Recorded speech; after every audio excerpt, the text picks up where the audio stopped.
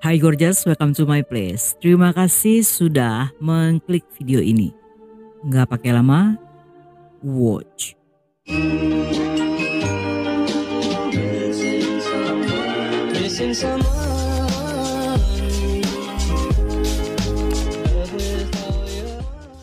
Jiang dan kedua abangnya tinggal di daerah Xinjiang, Cina.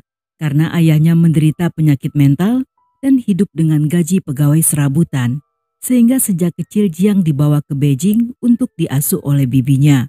Di sana dia mendapatkan kasih sayang melimpah, serta hidup normal seperti anak-anak pada umumnya.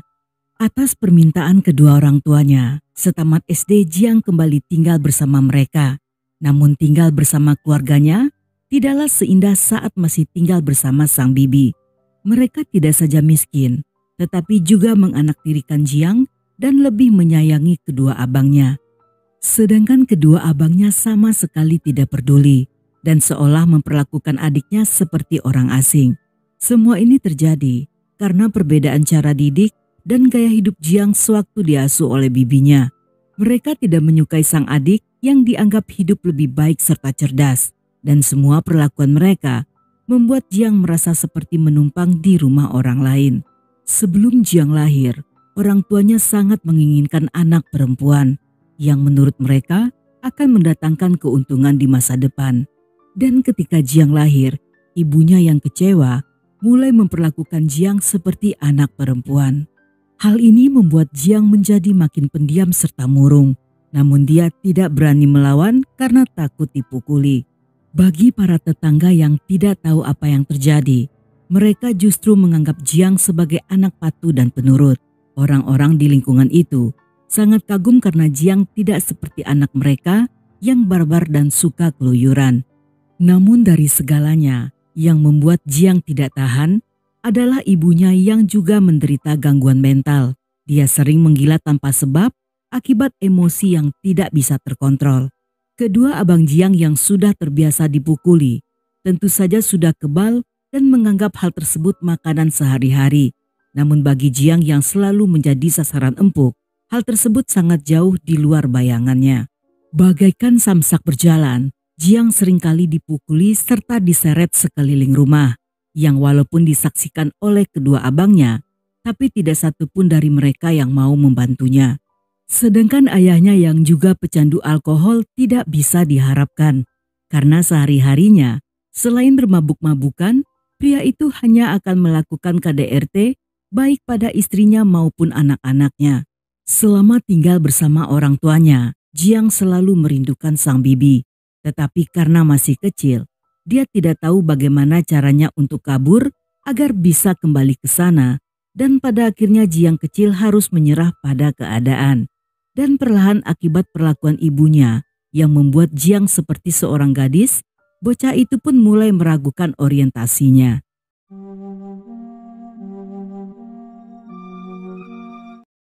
Saat Jiang berusia 15 tahun, dia tumbuh dengan wajah tampan serta tubuh tinggi. Setiap hari sepulang sekolah, Jiang yang merupakan ketua kelas selalu berada di sekolah hingga larut malam. Hal ini membuat teman-temannya mengira jika pemuda itu adalah murid teladan yang menganggap sekolah seperti rumah sendiri. Dugaan tersebut tentunya tidak benar. Jiang berada di sana bukan karena senang belajar, melainkan untuk menghindari orang tuanya. Meskipun pemalu, di sekolah Jiang berprestasi serta disukai semua orang. Bagi gurunya, pemuda itu anak yang cerdas, bertanggung jawab, baik hati serta menyenangkan. Namun di balik semua kelebihannya, saat itu mereka sama sekali tidak tahu bahwa Jiang juga seorang pelangi. Di sekolah Jiang mengagumi teman sekelasnya bernama Tang. Mereka cukup akrab dan sering hangout bersama. Hingga pada satu waktu, ketika Jiang mengakui menyukai pemuda itu, walaupun tidak menolaknya secara terang-terangan, namun Tang meledeknya dengan memanggil Jiang sebagai banci. Hal ini membuat Jiang marah karena Tang telah menyakiti hatinya. Dan saat itu dia bertekad, jika tidak bisa mendapatkan Tang, maka dia akan menghancurkan pemuda itu. Dan beberapa waktu kemudian, Jiang berhasil menipu Tang dengan mengajaknya ke belakang sekolah. Yang di sana, dia membunuh dan memisah-misahkan Tang menjadi 100 bagian.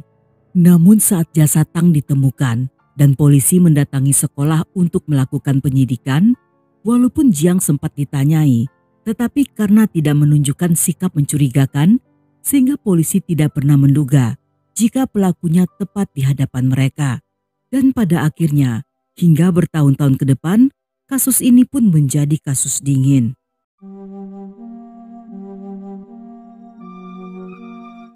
Suatu malam di bulan Desember 1994, saat salju turun dengan lebat, seperti biasa setelah hari gelap Jiang pulang dari sekolah.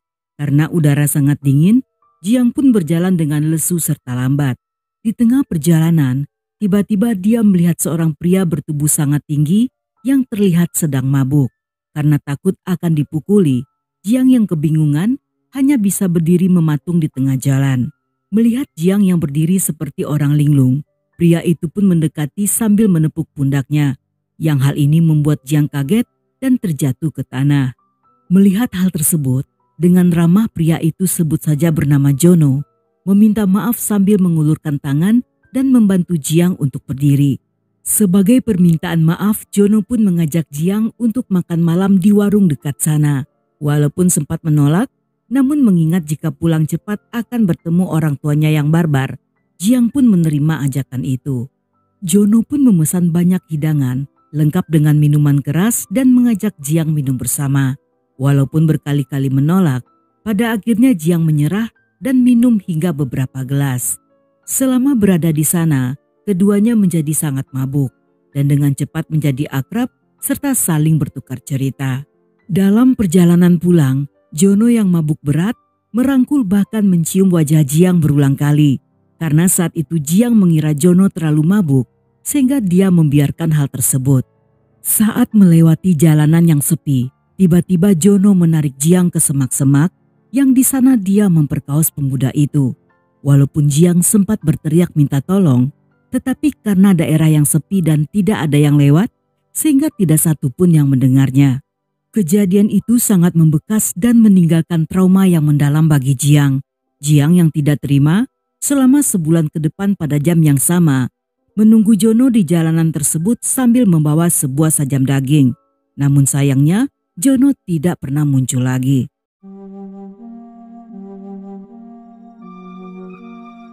Enam tahun kemudian setelah lulus SMA, Jiang pun pindah ke Beijing untuk kuliah dengan jurusan komputer. Dengan penampilan yang semakin tampan serta tinggi 180 cm, Jiang pun menjadi incaran para gadis-gadis. Bahkan salah seorang teman kampus sebut saja bernama Ana tampak tergila-gila. Ana yang cantik dan bertubuh tinggi ramping seringkali datang ke asrama untuk mencari Jiang sambil membawa beberapa hadiah kecil.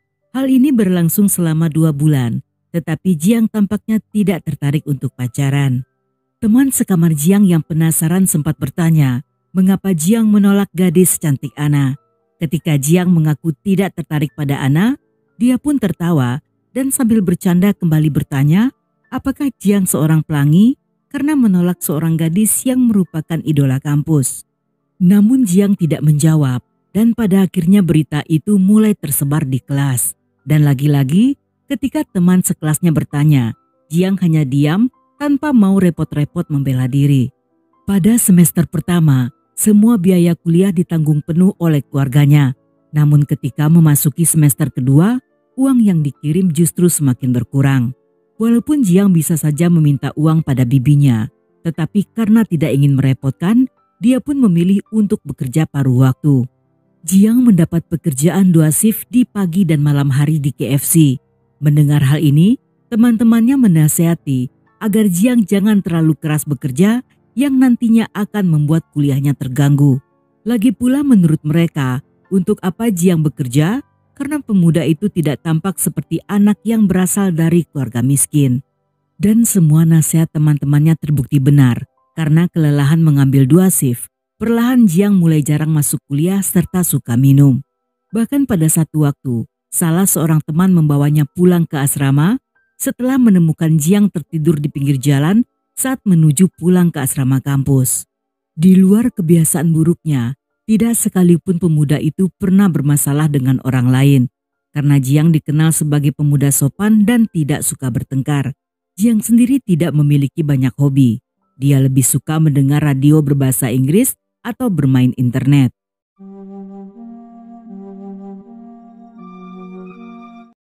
Untuk mengisi waktu luang, Jiang pun mencoba mendaftar di situs kencan online para pelangi yang disinilah dia berkenalan dengan pria bernama Xiao.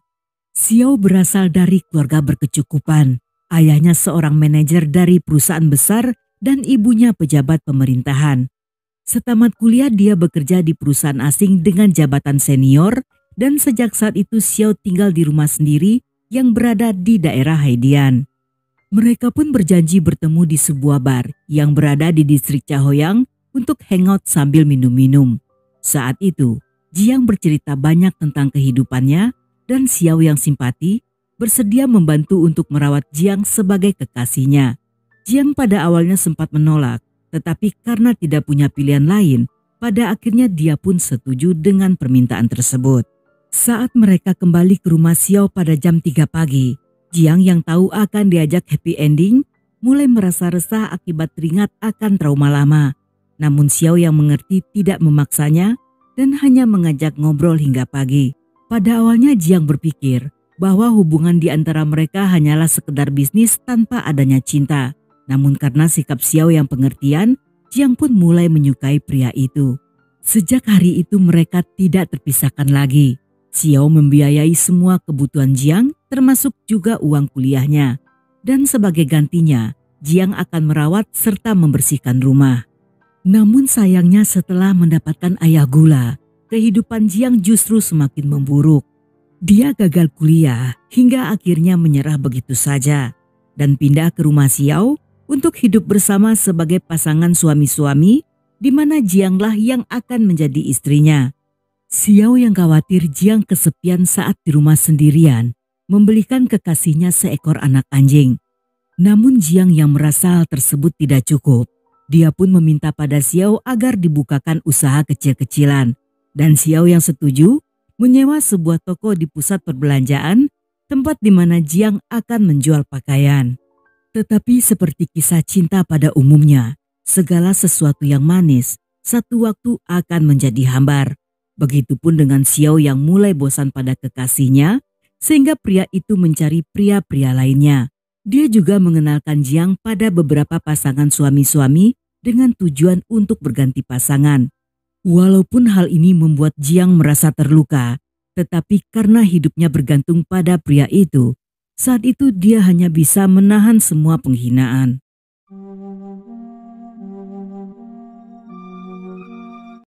Pada awal November, Jiang berkenalan dengan seorang gadis bernama Nana yang merupakan pegawai toko pakaian yang berada di mall yang sama.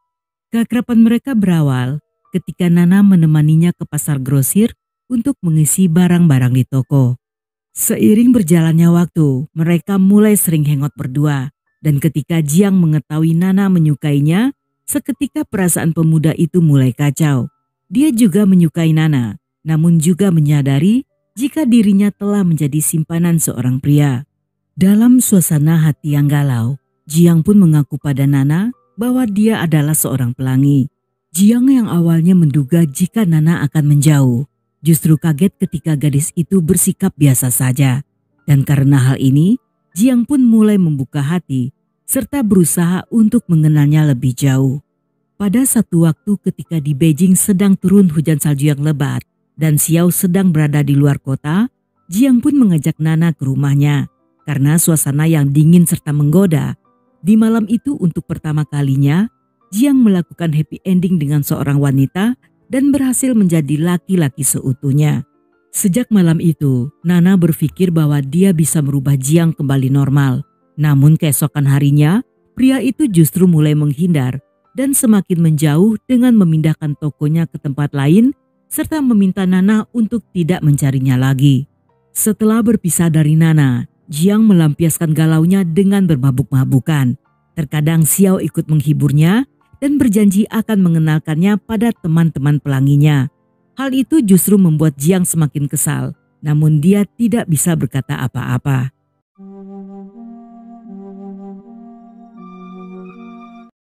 Pada akhir November 2002, Jiang mendatangi sebuah klub malam untuk menghilangkan rasa sedihnya. Di tengah suasana pesta, tiba-tiba dia ditegur dengan ramah oleh 4 orang pria yang tidak dikenalnya. Karena mereka semua seumuran, sehingga tidak butuh waktu lama, mereka pun bergabung sambil ngobrol-ngobrol dengan santai. Ketika keempat pria itu mengetahui Jiang juga seorang pelangi, salah satu dari mereka mengajak ke rumahnya untuk melanjutkan acara. Dan tanpa pikir panjang, Jiang pun setuju untuk ikut bersama mereka.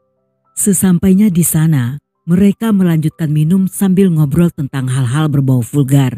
Jiang yang hanya jadi pendengar, saat itu mulai merasa pusing dan sedikit heran karena tidak biasanya cepat tumbang saat minum-minum. Ketika terbangun pada jam 3 dini hari, Jiang melihat tubuhnya dalam keadaan polos serta diikat dengan sebuah tali ke pipa pemanas yang ada dalam ruangan itu. Sedangkan keempat pria tersebut juga dalam keadaan polos dan dalam waktu 1 jam mereka memperkaos Jiang secara bergantian, memukulnya menggunakan cambuk, membakar tubuhnya dengan menggunakan lilin serta puntung rokok. Setelahnya mereka membiarkan Jiang pergi, yang sewaktu kembali ke rumah, pemuda itu mulai menangis kesakitan serta merasa sangat bodoh akibat mudah percaya pada orang lain. Namun tangisannya berhenti ketika melihat pedang Spanyol yang menjadi hiasan dinding di rumah itu. Seketika Jiang mengambil serta mengasah benda tersebut dan berniat untuk balas dendam.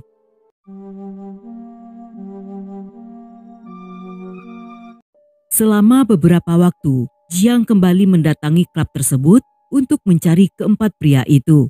Dia berhasil menemukan salah satu dari mereka, sebut saja bernama Wang, dan mengikuti pria itu hingga ke depan rumahnya yang berada di daerah distrik Fengtai. Setibanya di depan rumah, Wang tidak langsung masuk ke rumahnya. Dia mampir ke sebuah warnet untuk chatting selama 30 menit. Ketika Wang keluar dari warnet, dengan cepat Jiang duduk di depan komputer yang baru dipakai pria itu. Yang dari sanalah dia mengetahui jika Wang sedang chatting di sebuah chatroom bernama Kemrat Beijing. Kemrat Beijing merupakan chatroom khusus dari kaum pelangi yang bertemakan BDSM. Sepulang dari pengintaian di malam itu, Jiang mencari cara dan berhasil bergabung dalam Kemrat Beijing untuk mencari tahu tentang identitas Wang. Dan beberapa hari setelahnya, Jiang mengetahui jika di dalam chatroom tersebut, Wang menggunakan nama sebagai slave. Ketika keduanya berhasil ngobrol secara online, Jiang pun mulai menggoda Wang. Dia mengajaknya untuk bertemu dan melakukan happy ending. Agar tidak dicurigai, Jiang mengaku jika pertemuan mereka sebelumnya bukanlah merupakan sebuah kesalahan, melainkan adalah sebuah takdir. Wang yang otongnya sedang gatal-gatal, secara tidak sadar telah masuk dalam jebakan Batman dan menerima ajakan itu. Dan setelah bertemu di sebuah kamar, saat sedang bersiap-siap melakukan happy ending, tiba-tiba Jiang menikamnya hingga tewas dan memotong lehernya berkali-kali dengan gaya bolak-balik bagaikan setrika rusak. Setelah puas membalaskan sakit hatinya, sebelum meninggalkan tempat itu, Jiang melemparkan uang beberapa lembar sambil mengatakan bahwa uang tersebut adalah sebagai ongkos pulang untuk Wang. Selang beberapa minggu kemudian, Jiang menemukan pria kedua, sebut saja bernama Yuan, yang merupakan seorang mahasiswa dari sebuah kampus bahasa asing. Dengan menggunakan cara yang sama, Jiang berhasil memikat dan bertemu di rumah pemuda itu. Dan ketika Yuan lengah, dengan cepat Jiang memotong lehernya. Tanpa perlu bersusah payah, Jiang berhasil menemukan pria ketiga, sebut saja bernama Kong, yang setelah tewas, selain mengeluarkan jeroan dalam tubuhnya, Jiang juga memotong burungnya hingga tak bersisa. Sedangkan pria keempat bernama Chen, yang juga seorang mahasiswa, dihabisi secara brutal di sebuah hotel.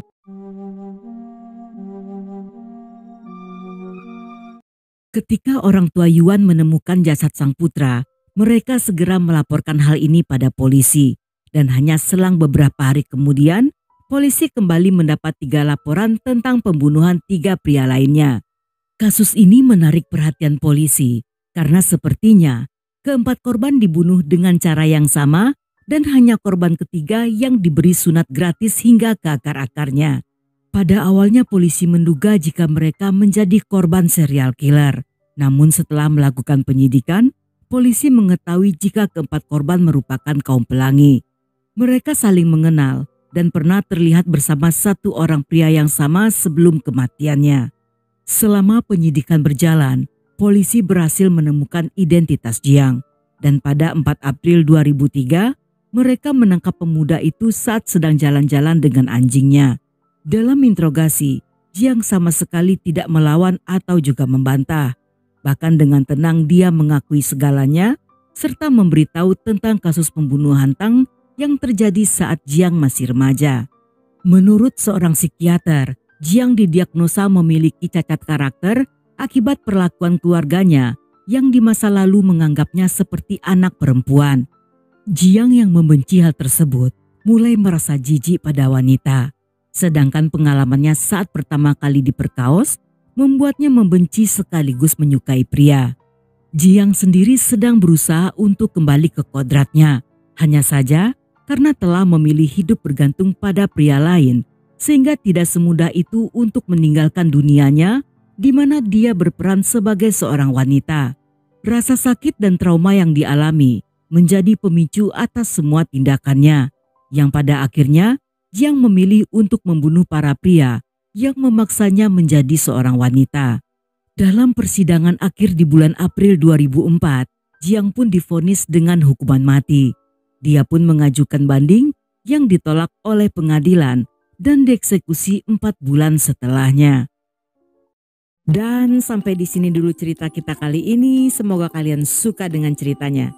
Buat yang masih betah hingga akhir, thank you, love you, have a nice day, and then see ya.